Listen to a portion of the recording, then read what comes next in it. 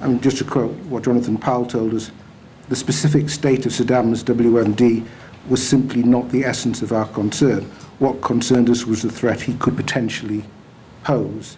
The decision to topple Saddam, he said, was not intelligence-driven. It was based on an assumption about the weapons of mass destruction, the holdings that he had, but how this could develop in the future. Yes, and could I myself did my best in my memorandum to set out what my thinking was. My thinking led to me making judgments. They were informed by what was on the public record. They were informed by intelligence. They were informed by my analysis of the behaviour of the Saddam Hussein regime over very many years, and I added all that together. It's a very important part of, as it were, the understanding here that alongside simply the fact that they had had these large WMD programs and had used them, and all the other things that we know, that the Saddam regime had been in open defiance of the United Nations and its authority. And I felt very strongly, as someone who, cared and had done for decades, cared about the United Nations, and was aware of the history of the failure of the League of Nations pre-war, that seeking to maintain the authority of the United Nations was of fundamental importance. And in the first of the 4 major parliamentary debates that we had, this was on the 24th of September 2002, I devoted quite a passage in my speech to this issue of the authority of the UN and why the League of Nations had failed, and suggested what that had led to. There's two sorts of arguments at play here. There's one that this is a man who has consistently been out of compliance with UN resolutions, and that affects, as you're suggesting, the authority and integrity of the UN as an institution. And there's another argument about the sort of threat that this could lead to in the future. There's two different sorts of arguments, but they both can be at play at the same time. Well, with respect, I'd say they're two parts of the same whole, is the way I put it. You've mentioned, and you give some details, as you say in your memorandum, about the reasons why you were convinced that there were stops there, including those that were unaccounted for by UN inspectors in the past, and there was certainly other information coming in that reinforced that view. However, just to quote what Sir David Omand told us yesterday, that if you looked hard at the intelligence base for the propositions that were being put forward, your reaction might have been, is that all there is? And I think you yourself at some point used the word thin to describe the quality of the intelligence. Is that fair? It's what if you say I'd use the word thin, I'd take your word for it, Sir Lawrence. Well, you can. I mean, please, you can tell us what. No, I'll tell you what my perception was. But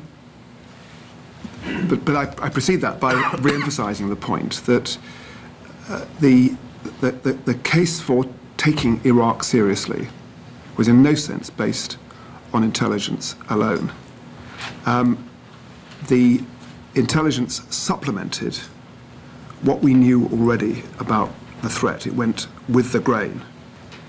There was no reason whatever to disbelieve the intelligence, and I don't think there was a single piece of intelligence which said, actually, the judgments that are being made in the international community are all wrong. And bear in mind that it wasn't only the Americans and the United States intelligence services which had intelligence from Iraq, but a number of other liaison partners, some from countries which, although they shared our perception of the threat, disagreed with our strategy quite profoundly. They were feeding this all through. One can go into this. We were the ones who were going to be taking the initiative with the Americans, drafting the resolutions, yes, yeah. and so on. And this month, you mentioned 24th of September when you made your speech, was also the day, of course, that the September dossier was released. So the context in which that dossier, of which we've spoken a lot, and I won't go into more detail today, but the context of that was a need to demonstrate that this was something that was serious, and the focus of that document was on the existing capabilities, as well as the plans, the existing capabilities of Saddam Hussein. It fixed the move to the UN with the issue of weapons of mass destruction. Is that fair?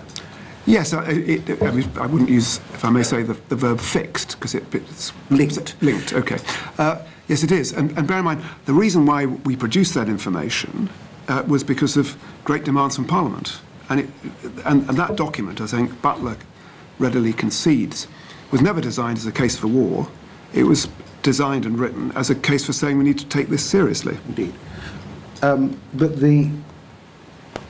it went to the heart of what had been raised at Camp David and beforehand, which is the why now question. Yeah. Why were we doing this now? Why not wait and see how things developed? It was an important part of the case, even if it wasn't making a case for war. And is that one reason why the issues that we've been discussing a number of times in these hearings, where intelligence that was described in the JIC estimates as patchy, sporadic, limited, and so on, why once it became tightened and hardened within the language of the dossier, for whatever reasons or for whoever did this, it made it sound as if we had a much stronger case in practice than we did. And that when the Prime Minister used the words beyond doubt in the foreword, that indeed reinforced that impression. Well, I understand what you're saying.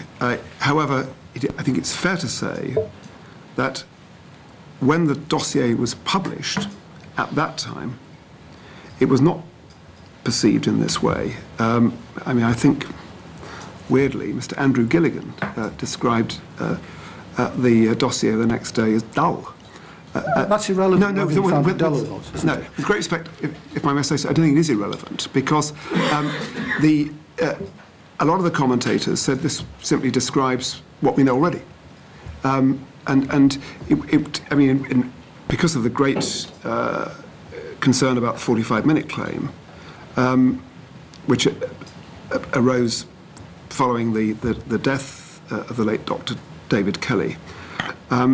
There's been an assumption that the public reception of the dossier at the time was a sort of, my God, have you seen this? But in fact, it wasn't like that at all. It was treated as really rather prosaic and telling people what they already knew. The point I'm making here is a different point, which is leaving aside the question of the excitement and the drama it generated.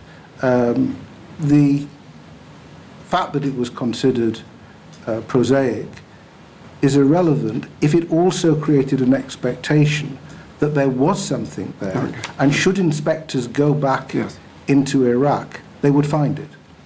Well, there was certainly that expectation, but with respect, that expectation was there anyway. I mean, the inspectors expected to find a great deal, including Dr. Blix. Indeed. So I don't think the document itself raised any expectations about that.